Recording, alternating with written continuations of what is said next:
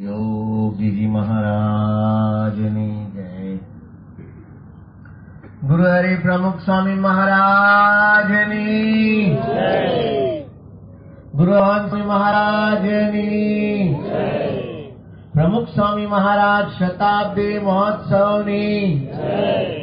वचनामृत द्विशताब्दी महोत्सव ની जय। નવસારીના આંગણે ગુરુ હરિ મહંત સ્વામી મહારાજની દિવ્ય સાનિધ્યની અંદર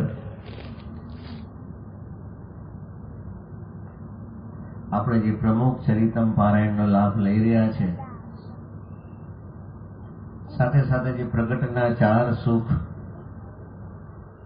એ પ્રગટના ચાર સુખ આપણે સૌ પ્રત્યક્ષ રૂપે માણી રહ્યા છે।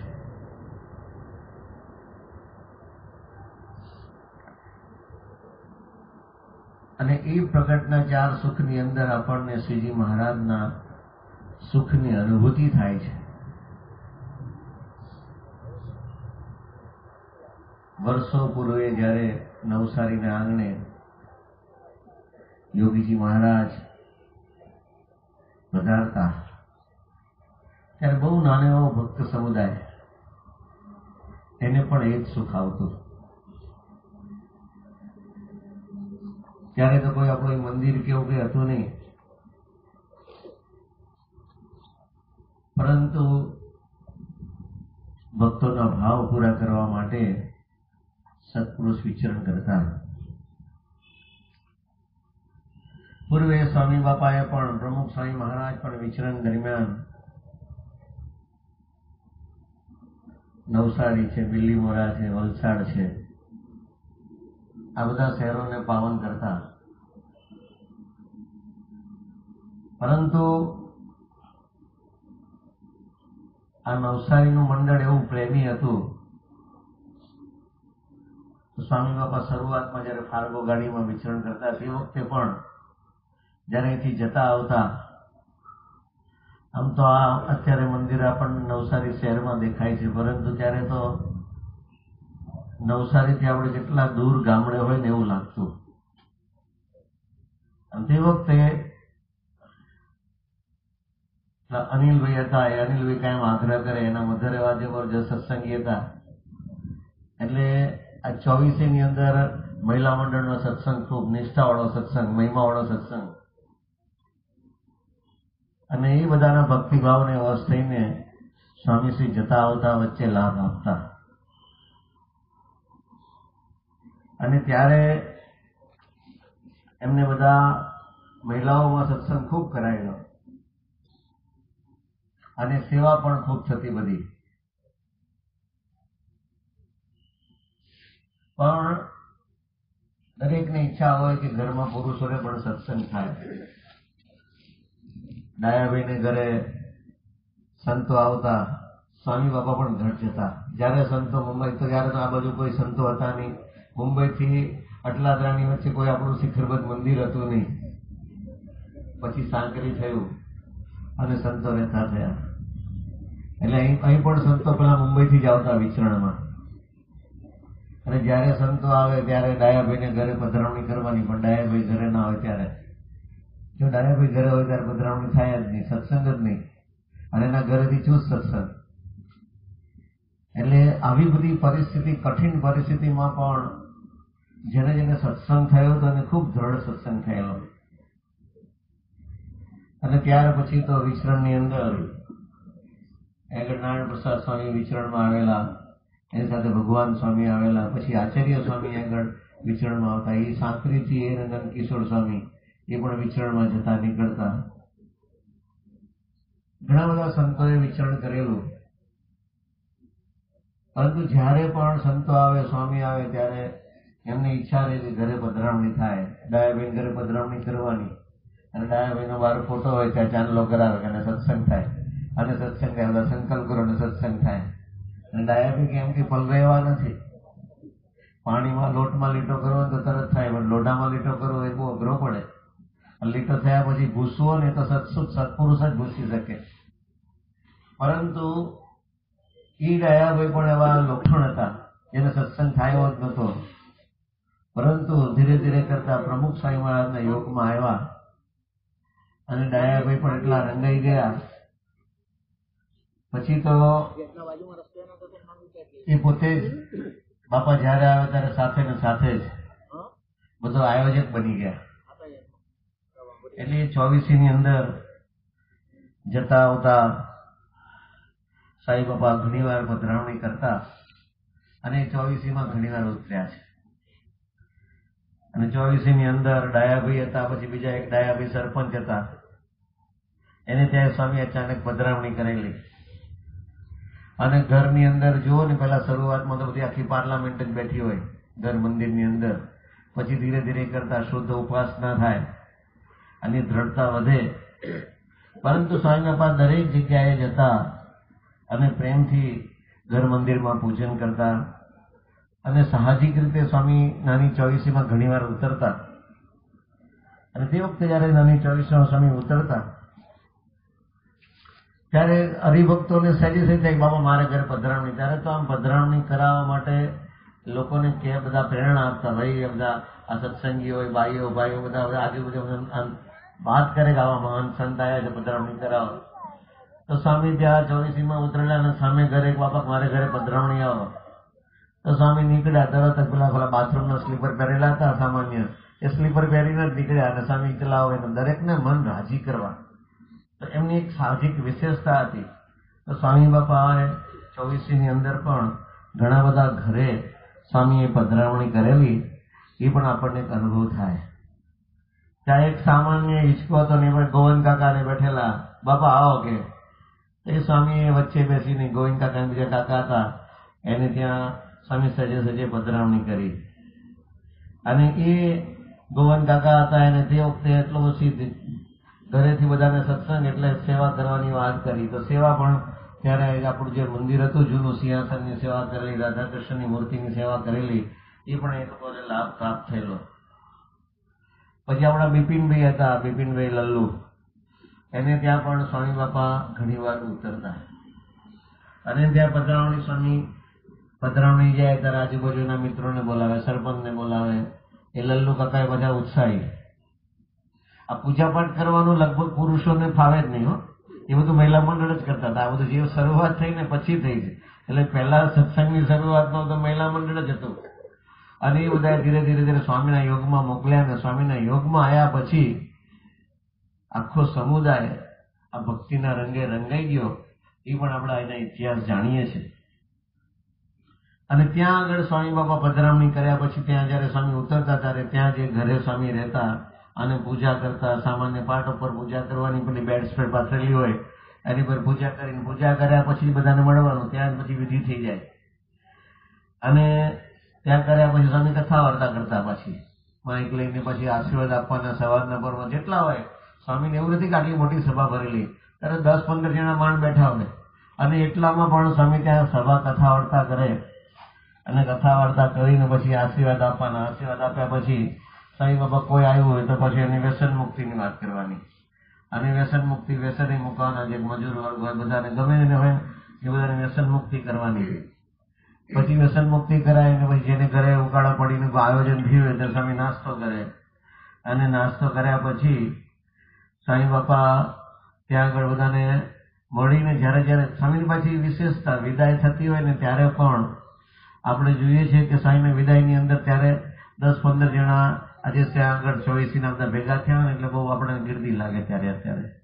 અત્યારે તો ખાલી બાપા આવવાના છે એમ સાંભળે ને ત્યાં 500 માણસ ભેગા થઈ ગયા હોય, કઈ ના હોય તો. આ સત્સંગ એટલો બધો વધાર્યો આપણને અનુભવ થાય કે આ સત્પુરુષનું ખેંચાણ અને કેટલો ભેડો બેઠેલો. અને જયારે સ્વામી વિદાય થવાના હોય ત્યારે ગાડીની હાજર 10-15 જણા હોય. ના છોકરા ઓલા આમ દેખાતું ના હોય, નાના છોકરા ઓલા ઝાડનો ઓટલો હોય ને ત્યાં ઓટલા પર ચડીને ઊંચા થઈને જોતા હોય કે આ કોણ જાય છે. આ ઘણી વાર કૌતુક જ હોય. પરંતુ એમાં પણ એ મોટા પુરુષના દર્શન થઈ જાય ને, જોગીરાને જોવા ગયા જોનારા ઝડપાણા, એના જેવું થાય. સત્પુરુષનો હેત એવું. તો એમાં આ રીતે સ્વામી બાપાએ આગળ સખત પરિશ્રમ લીધેલો છે. અને ત્યાં સ્વામી વોકિંગ કરતા હોય, ત્યાં પૂજા કરતા હોય, એ બધી જૂની જૂની સ્મૃતિઓ આપણે માણીએ ને તો આપણને આનંદ થાય કે કેવી કઠિન પરિસ્થિતિની અંદર સ્વામી સામાન્ય સંજોગોની અંદર વોકિંગ કરતા હોય તે વખતે 5-25 જણા બેઠા હોય અને વોકિંગ પૂરું થઈ જાય અને પછી પૂજામાં એટલા જ હોય. તો આવી જે જૂની જૂની સ્મૃતિઓ કરીએ ને એ પણ આપણને એક દર્શનનું સુખ છે, પ્રસાદીનું સુખ છે. જે 4 સુખમાં એ સુખની અનુભૂતિ થાય. એ નાની એવી વિડીયો પણ છે કે સ્વામી બાપા આગળ જે 24ની અંદર સ્વામી વોકિંગ કરેલું પછી કથા કરેલી એની નાની વિડીયો છે, એના પણ આપણે દર્શન કરીશું.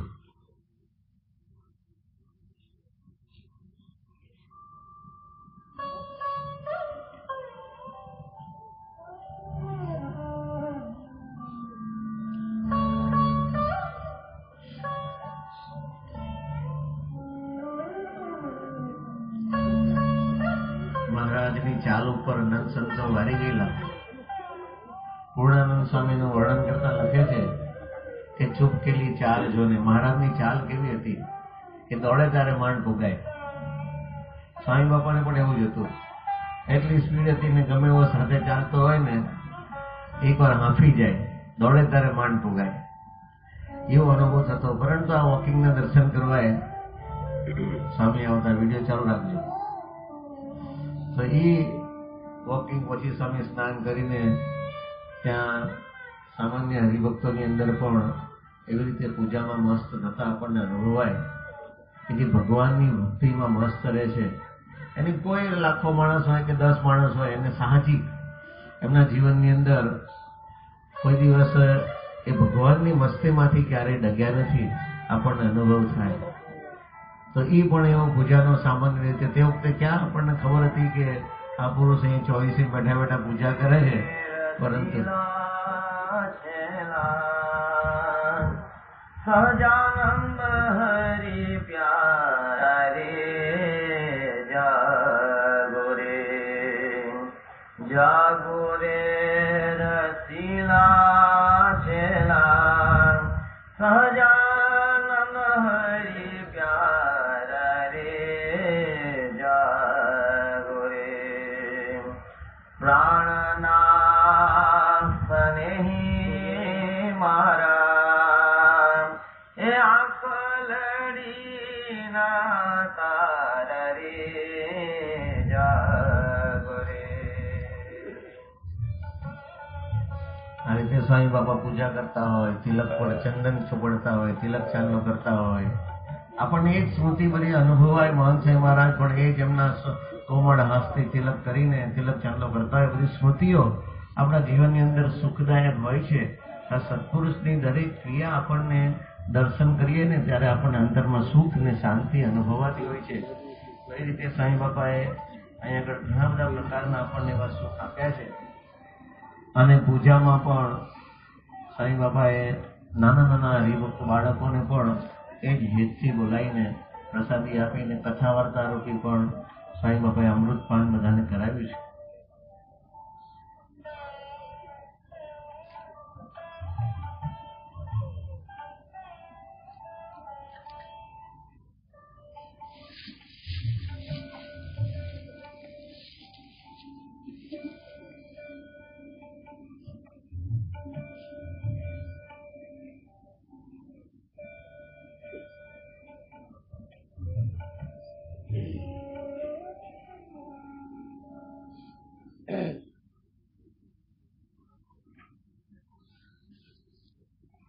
એટલે આ રીતે સ્વામીશ્રીને આપણને પૂજાનો લાભ પ્રાપ્ત થયો. કથા વાર્તા પણ એટલી પૂજા કરતા હોય સ્વામી આપણને અનુભવાય. કથા વાર્તામાં પણ આપણને એવો ઉપદેશ સ્વામી આપે સાહજિક.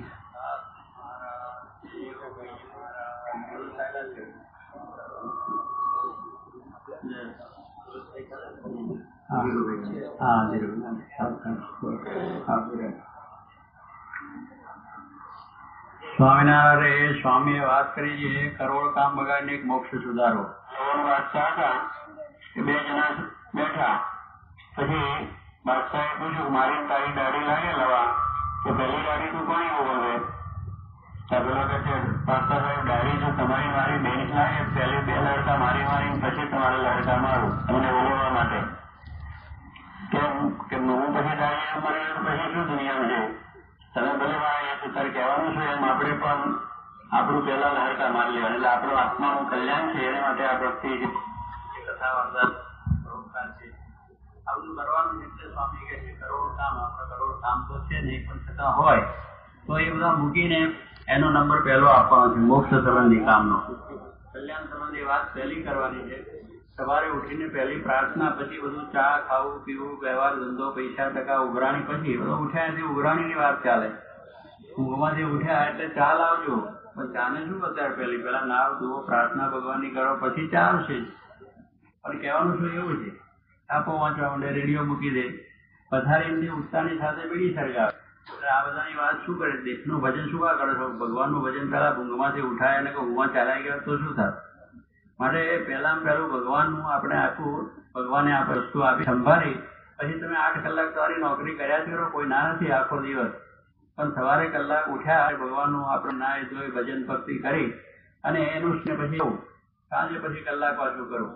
ત્યારે આ બધું મોક્ષનું કામ છે કરીને પછી આપણે કરવાનું છે. ત્યારે એ પ્રમાણે આપણને અવસર આપ્યો છે, ભગવાને સમય આપ્યો છે. એ સમયનો ઉપયોગ કરીને આપણે આપણું જીવન ધન્ય બનાવવું અને આપણે સુખ્યા તો સહજાન સ્વામી મહારાજની જય. આજે સત્પુરુષની આપણને અનુભૂતિ થાય, કરોડ કામ બગાડીને એક મોક્ષ સુધારી લેવો. આપણને દરેકને ભગવાનનું સુખ આવ્યા છે એ અનુભવ થાય, અને એ સુખની અંદર આપણે ભગવાનની ભક્તિમાં, આરતીમાં કેવી રીતે જોડાઈએ, આહનિકમાં કેવી રીતે જોડાઈએ, આપણી પાઠ પૂજા કેવી રીતે કરીએ. મોટા પુરુષ આજે અત્યારે આ જેટલી સ્થિરતાથી અત્યારે પાઠ પૂજા કરે છે, આપણને એક અનુભવ થાય કે આપણા જીવનમાં ક્યારેક ક્યારેક આળસ આવતી હોય તો આપણને સહેજ થાય કે આ પુરુષની આખી દુનિયા પૂજા કરે છે, એ પણ કેટલી સ્થિરતાથી પૂજા કરે છે. તો આપણા જીવનની અંદર પણ ક્યારેક ક્યારેક પૂજા કરવામાં આળસ આવતી હોય તો અંદરથી પ્રેરણા મળે કે આપણે પુરુષને રાજી કરવા માટે આપણે પણ પૂજા કરીએ. તો એમના જીવનમાં, એમના યોગમાં જે કોઈ આવે એ દરેકને આ એક અનુભૂતિ થતી. સ્વામીની આરતી બતાવજો ઉપર હવે. તો આ એક અનુભવ થતો હોય તો સ્વામી બાપાના યોગમાં જે કોઈ આવે ને એમને સહેજે સહેજે આ લાભ થતો હોય. આજે 15મી માર્ચ છે. 15મી માર્ચને દિવસે પણ ઘણા એવા સુંદર પ્રસંગોની આપણે એક સ્મૃતિ કરીએ કે 1996ની અંદર 15 માર્ચના દિવસે સાંઈ બાબા સારંગપુરમાં હતા, અને તે વખતે સ્વામી જ્યાં બપોરે જમ્યા પછી ત્યાં રૂમમાં જતા ત્યારે બ્રહ્મતીર્થ સ્વામી સહેજે સહેજે આવ્યા બાપાને મળવા. અને તે વખતે મળવા આવ્યા પછી એક હરિભગતની બહુ જ ઈચ્છા હતી કે બાપા કે મારે બધા સંતો માટે આઈસ્ક્રીમ લાવવો છે, 150 રૂપિયા કિલોનો આઈસ્ક્રીમ છે ને એ પણ લાવવો છે, એ પણ જમાડવા છે. એમ આમ સહેજેક વાત કરી એટલે બાપા કે તમારી પરવાનગી મળે તો આપણે આઈસ્ક્રીમની રસોઈ આ હરિભગતની ઈચ્છા છે. સ્વામી જાણી લીધું ક્યાંથી લાવવાના છે, શું છે, પણ સાહજિક મોટા પુરુષની રીત, આહ્નિક આપણા જીવનમાં કેવી રીતે દ્રઢ થાય, ધર્મ નિયમની દ્રઢતા કેવી રીતે વધે.